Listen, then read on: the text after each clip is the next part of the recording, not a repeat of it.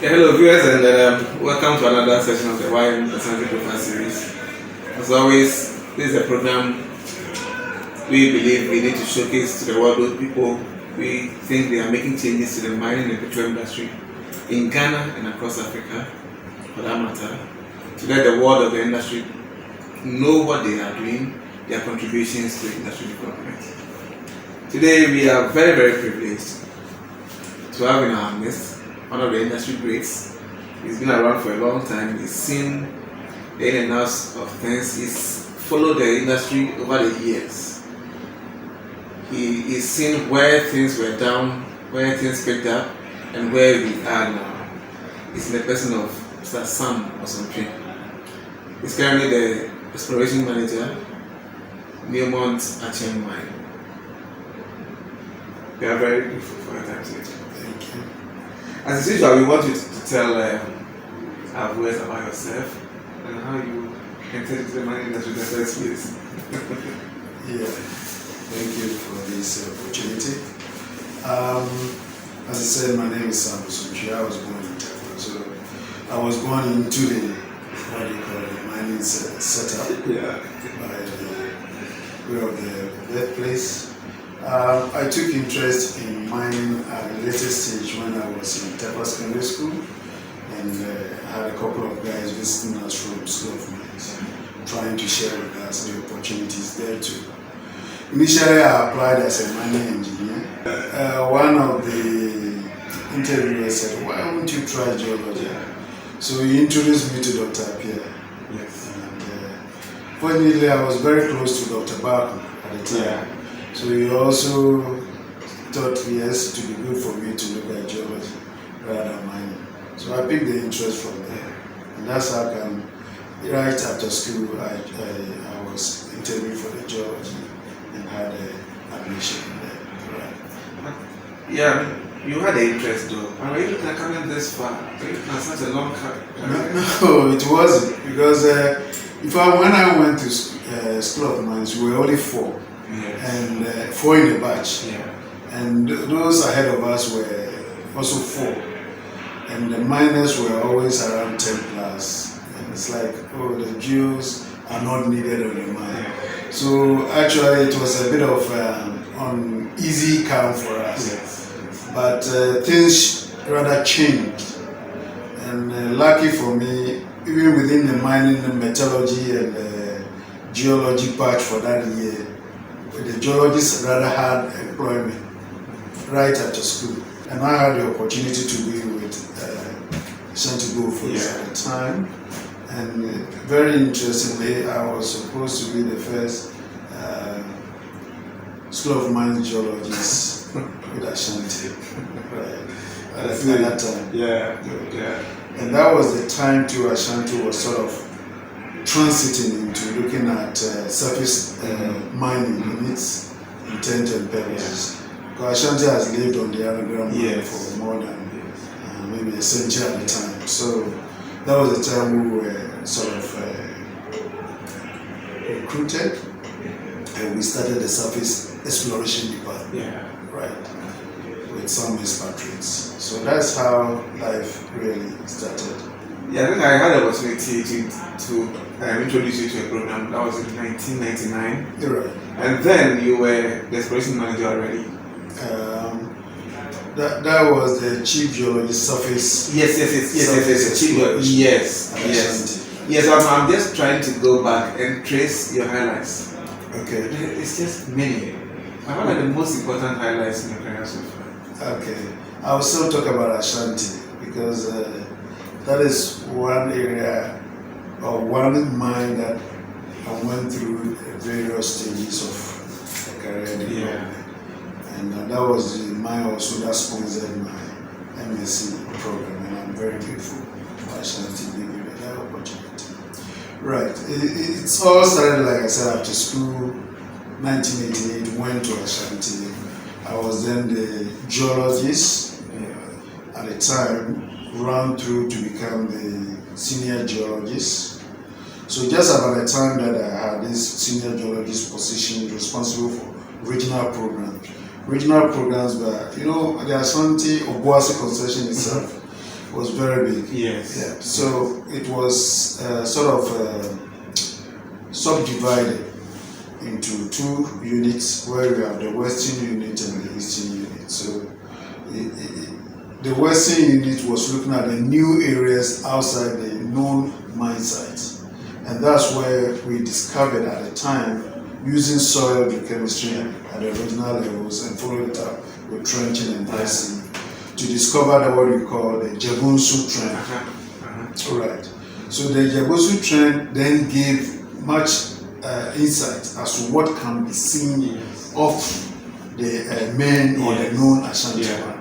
The Gyabunsu trend is something like the contact between the Birimian and the Tarkwa. It's within the Birimian, but it's not far off from that contact.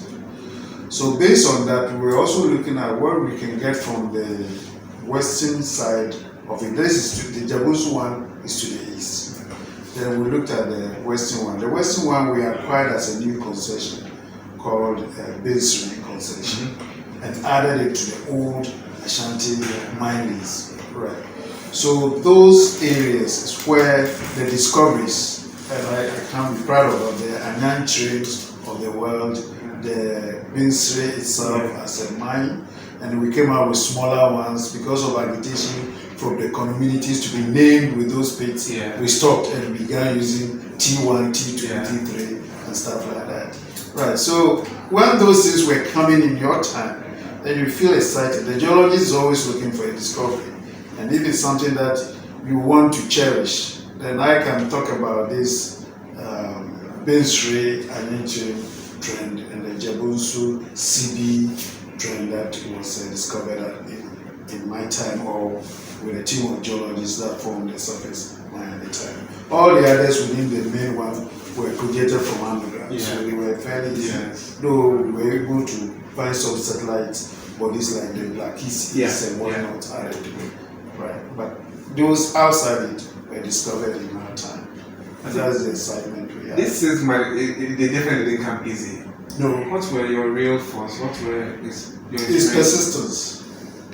Persistence. You see, one thing about exploration is that one will have to do some conceptual things, and then use it as a basis for you to test.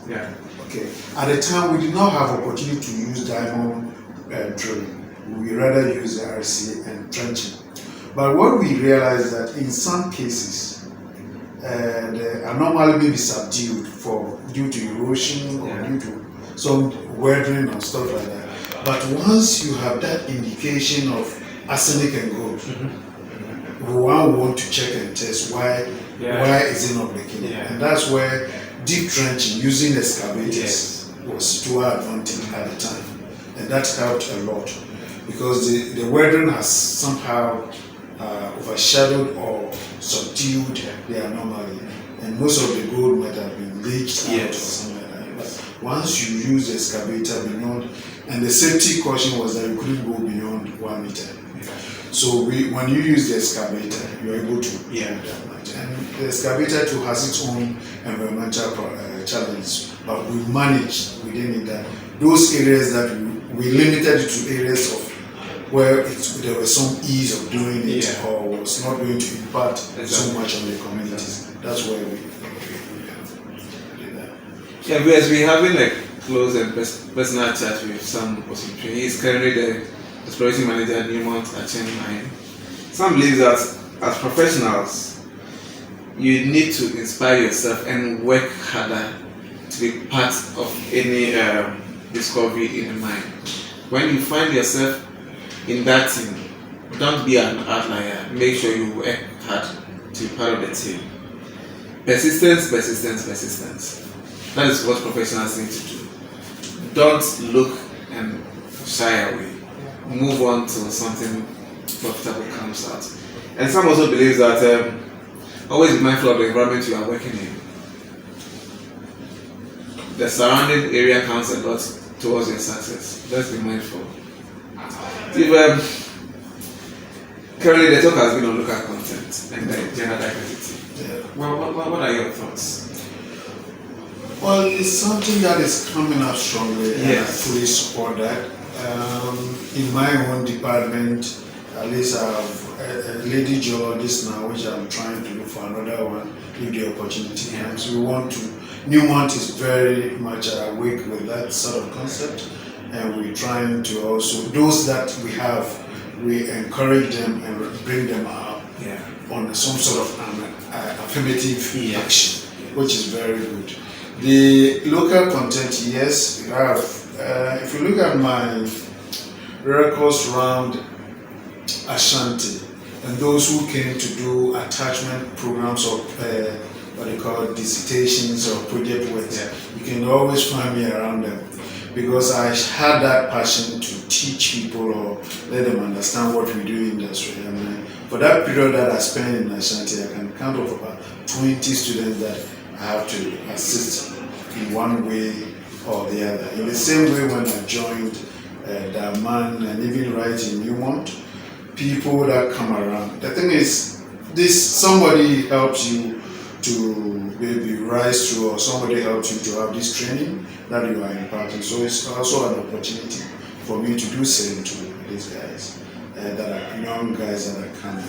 And I'm particularly glad to see a lot more women coming into the fold from the universities. Now we see people in the geology, fraternity, mining, survey, and other things. In our time, it was like I said, we were only 4 and we were all men. So definitely it could not happen. But this is a time that these things are, and I believe other companies must also share that vision.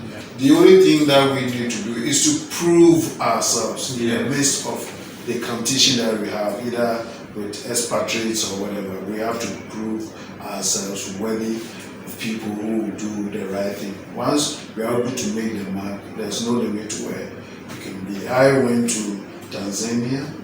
I worked in Mali for a short period, but Tanzania, I was there for 5 years with African background. We went through the same sort of competition with other expatriates from different countries, but we managed to excel, and we discovered some deposits for them. That they were the one that they are currently mining in Tanzania, North Mara, the underground pit. We went, it was an open pit, but with discovery and expansion of the resources gone underground now. So I believe if you make that impact, people really cherish your contributions. There's a talk also about sustainability in the industry. Do you have any specific approach? With regards to the agri situation, what we need to be mindful as practitioners in the field is always looking into the future.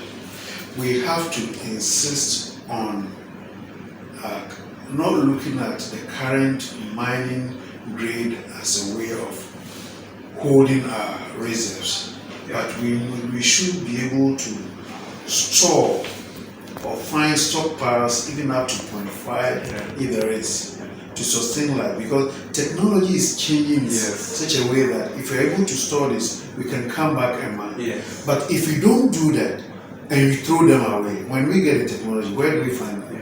That is the biggest challenge, and I think if you went back to Ashanti, that's one of the my regrets that I had, because I remember at some time we were throwing away 1 gram material because it wasn't, when you have to put that into dump trucks, off the pits, dump them somewhere, it's all about cost. So they just buried it somewhere as fields in the valleys and whatnot, just to make access. And for me as a geologist, 1 gram material going that way, you could have used some different technology to treat that one. And it's very painful. I remember that time.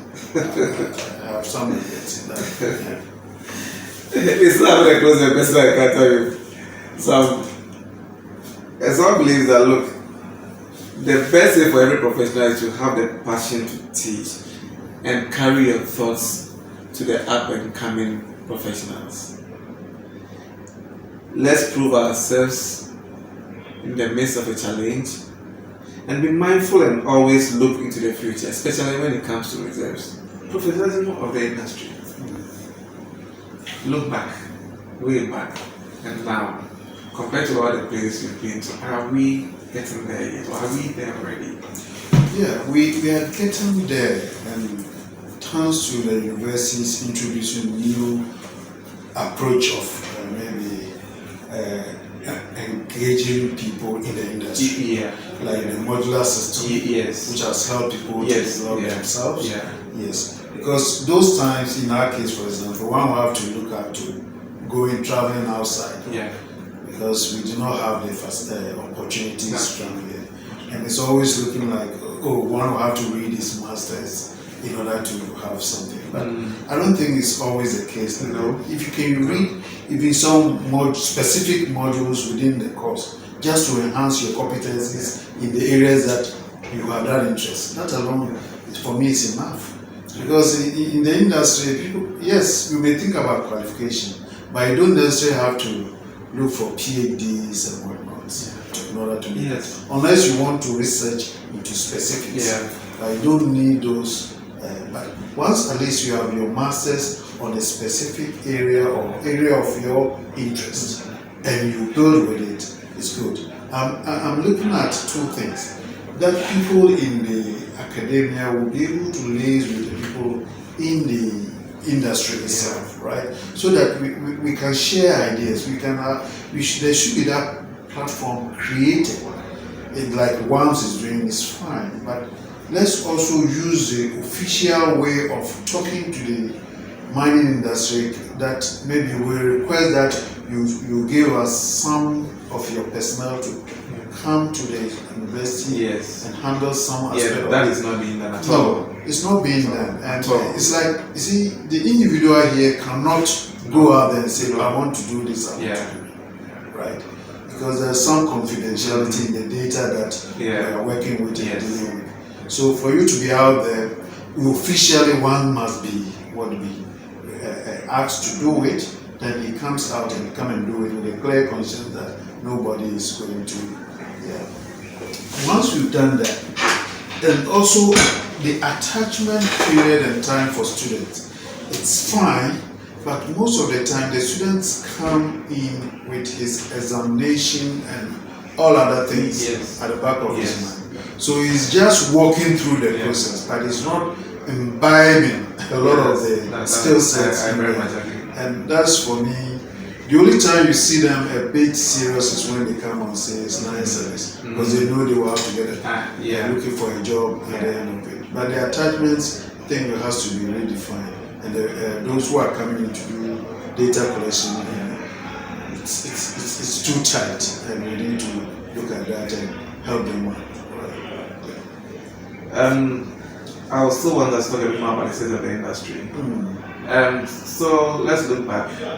I mean, when you were ruler and other things, having to now, I'm just trying to look at the standards of the industry. Right. And then, so look at other hubs to compare Ghana to the other hubs. If you went in. The standards has still been that dramatic thing. Are we losing out on something? Yeah, there are two things in there. It can be positive, it can be negative. You see, those times that the geologist must have to log a core with his pen and notebook, writing, sketching, and making sure whatever he sees, he puts them in the book. It helps you to do the interpretation as you log. But now things have been coded into you. It's like, oh, I'm seeing this rock type, and I put in this code. I'm seeing this mineral, I'm putting. So the linkages don't seem to come as at the time of logging. You are looking for what to take. You are looking for what code to use. That is it. So until maybe a whole program is completed and people begin to generate sessions and go back to look at those sessions, the whole picture will not come clear to you. But I believe in that sort of logging where you have your pen and you are sketching, so that by the time you get back to this entry of the data in your PC or whatever tool that you have some understanding of what that structure or what that mineralization is doing. That is something that is going, and it doesn't help the geologist to think so much at the time of logging, and that is the worry I have. But it speeds, much as this technology and whatnot speeds up the processes, we are losing out on the that sort of skill sets and interpretation. Right. Okay. We are always looking at 3D. I agree. But what goes in there becomes your 3D. So if you are losing out, you are losing out the ingredients therein, and that may not help you get the true understanding of how the body is behaving. Then if you look at it from the comparison, like other areas, okay, technology is now a global thing that people are using. Yes, there are differences, right? Because something that you're using version 2 here, someone is using version 5 out there. That is the difference. But thank God we are all catching up gradually to make use of technology, appreciate what we can do with it. But whatever you have, the basic thing is what you put in is what you get. Exactly. So if you don't have that basic understanding of the data gathering, you may lose out at the tail end. And we're still having a very interesting chat with Sam Bosomtwe, the exploration manager at Newmont Akyem mine. And then Sam believes that, look, professionals should always go back to the basics, understand the fine details and first principles, because it helps us put in more quality data to get out more quality interpretation. And also, there should be a good platform for more knowledge sharing programs between academia and the industry. There's a bit of disconnect now, but I believe that once that platform is created, there will be more room to understand what each other needs. To your current position, what are you hoping to achieve?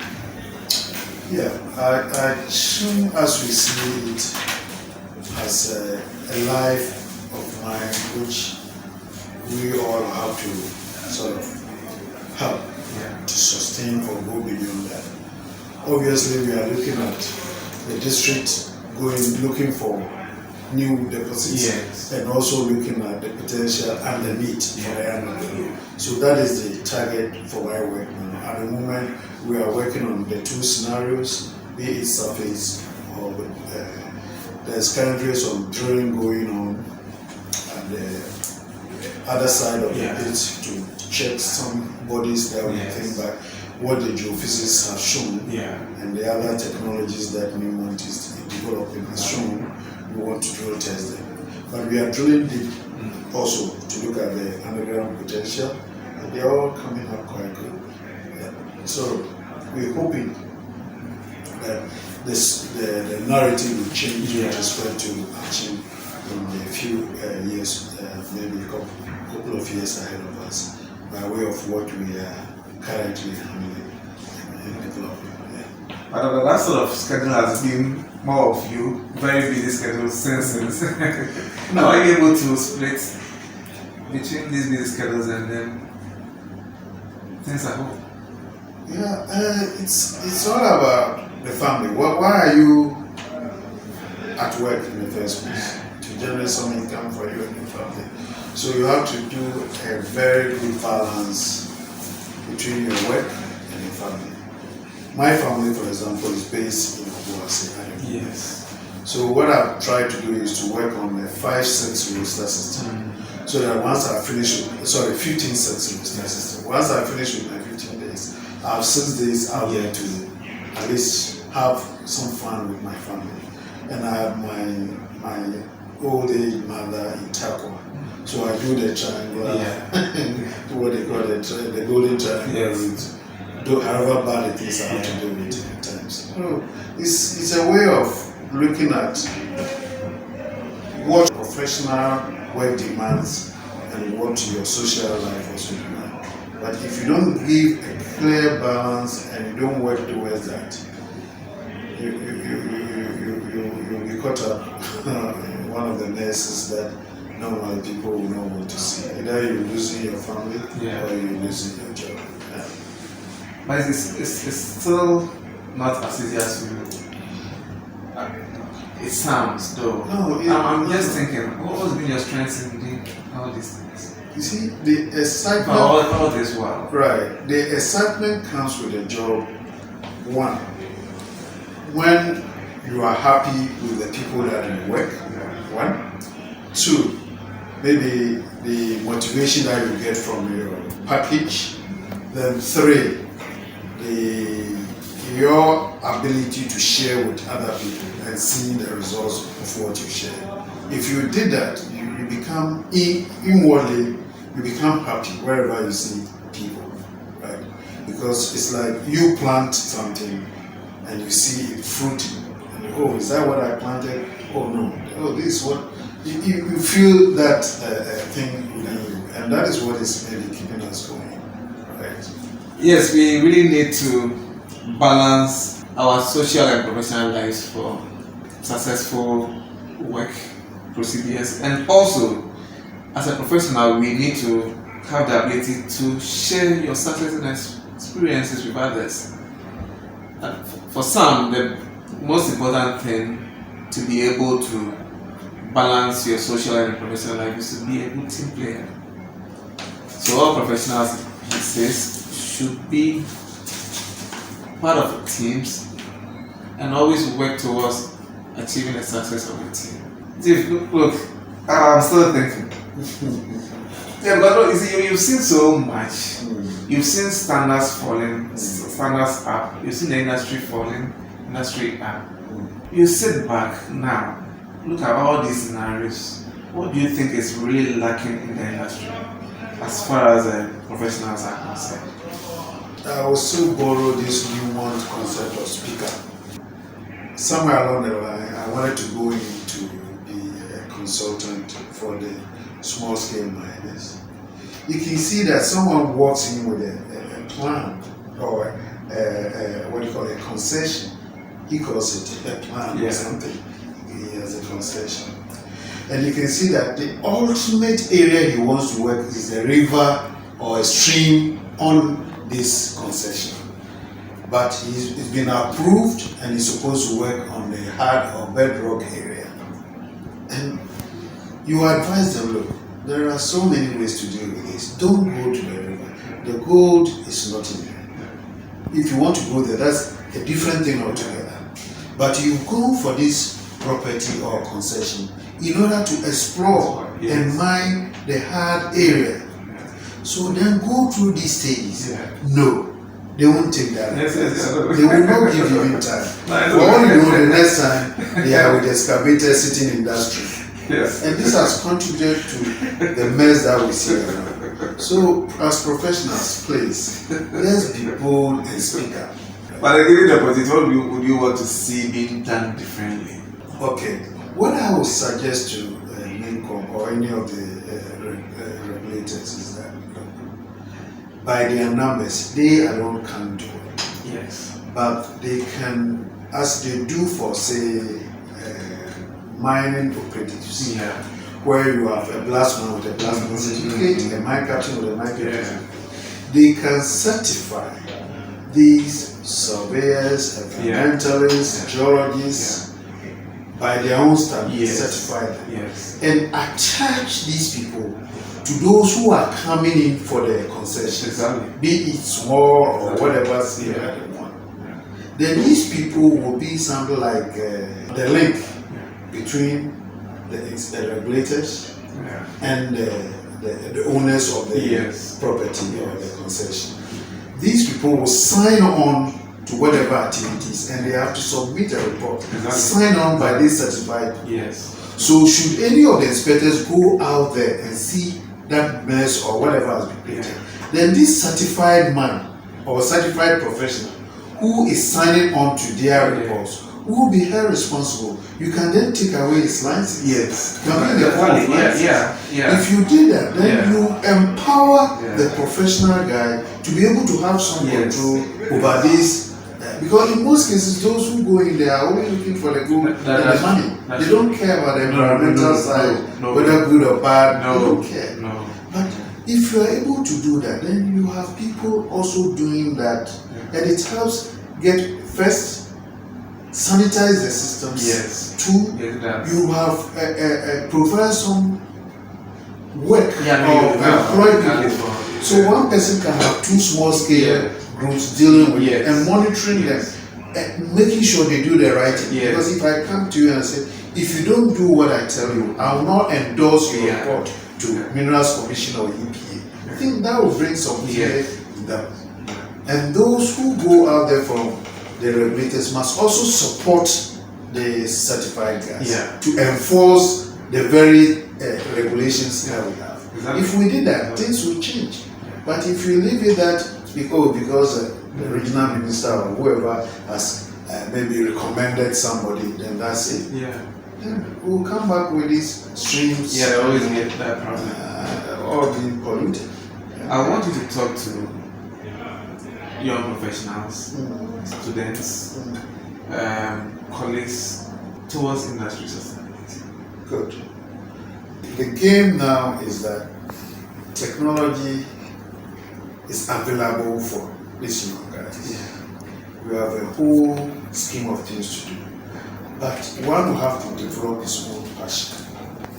It's something that if you don't have it and you're only chasing for the money at the end of the month, you may lose that. Rather have passion for the work that you do, so that if you have any opportunity to see what others are doing, you learn from it and as it were, practice it elsewhere. Practice it within your area that you work in. Right. If Newmont have some expatriates coming in there, or what you call the specialists coming in there, they come and go, spend about a month with us. But whatever they teach, it's something you have to apply. Exactly. You have to develop that inside. Go a little beyond what they just told you. And we should have time. We should have time. See, like in our time, there were no computers. The few computers that we went in the night, right? And maybe made use of what was there. So which means that once you close work, it's not all about just fun. Find that extra time to read beyond what you've been taught or what you've seen. You have a whole websites, Google to help you to find time and go beyond that. Once you're able to gather that knowledge, put it your way, then you can challenge your superiors with that skill set and say, okay, I've also seen this, can we try it? Because I would want to see a geologist come to me that this is what I also think. Can we give it some thoughts and see the way out? That challenges me and gives me that recognition that we are also thinking outside the box. But if just what I've told you and that's all you know, and we are not making that difference. So I believe the young ones have the capabilities, but what they have to do is to just sit down, have time, and rather focus on their professional development by themselves, and just it will happen in time. Just with time. Yes, we have a close episode, but very interesting one with Sam Bosomtwe, the exploration manager at Newmont Akyem mine. And some believes that professionals should speak up technically towards national problems. As a professional, you should also develop your passion for the job that you do at any point in time. Take time. You need it to build your career and position yourself for further opportunities. So now, if you are thinking about getting more reserves, more answers, what do you do in your spare time when you're not thinking about these things? In my spare time, if I'm with my family, unfortunately for me, I have young kids, so I want to play with them. And I do also have my what you call Christian life to live, church, and making sure I help building the people also in the church, educating them about life and my own experiences in life shared with them through the men's fellowship and also through other invitations that the church will want you to maybe present something on time management and all those things that maybe we learn from time to time and also impact. So that is the thing that keeps me busy. People know you as let's get the job done, let's get records made. What is it about you that was surprising our viewers? Something that they don't know. I crack jokes a lot, but people see me and say, "Oh, you have a dark face." Yes. No, if you come to me, you see that I crack jokes a lot, and I love making fun. But people don't know that. I don't want a situation where in the midst of doing it, you're also playing with Yes. No. We have time for everything. Work must be done and must be done right. Yes. I will not want a situation where it's like, oh, we'll do it tomorrow, we'll do it tomorrow, we'll do it tomorrow. If you did that, all you are telling is that there will be a time that you can't meet your deadlines. Yeah. Mining is about deadlines. Yes. You're supposed to generate some or complete a model, resource model or geological model for the next group also to work on. Yes. If yours don't go, you are delaying at it. Exactly. So that is where then some will be seen as, let's get it done, let's get it done. But there is fun in doing all this. I mean, I know we're definitely going to see you in another discovery very soon. We hope so. But what's next? Yeah, the challenge is always about the uncertainties with regards to if you want to look at gold price. Because exploration thrives on some of these things. Yes. If you don't have a good company with that financial muscle to take you through, your programs can be cancelled or can be withdrawn. Yeah. So the uncertainty about gold price is what makes some of the biggest challenge, especially if you are dealing with the mid-tiers. You can easily tell you to suspend work and that's where you throw your skillful labor out and that becomes a bit of a challenge. But looking at where gold price is, I think with the Newmont, we have been supported, financed to go ahead with our exploration program. So that's the hope that we'll get something out of it. And given the same opportunity way back in the 80s, we are still going for geology or your mining. No, I would still love to be in geology, right? And you see, geology is a very big thing. Yes. Very, very big thing. You can see people in production geology, exploration, mineral economics, and all these things. All together gives you that sort of a background that you want. But where I am all for geology and I want to be in geology. If I did, if it must be done, it must be done right. Mine is right. Thank you very much. You're welcome.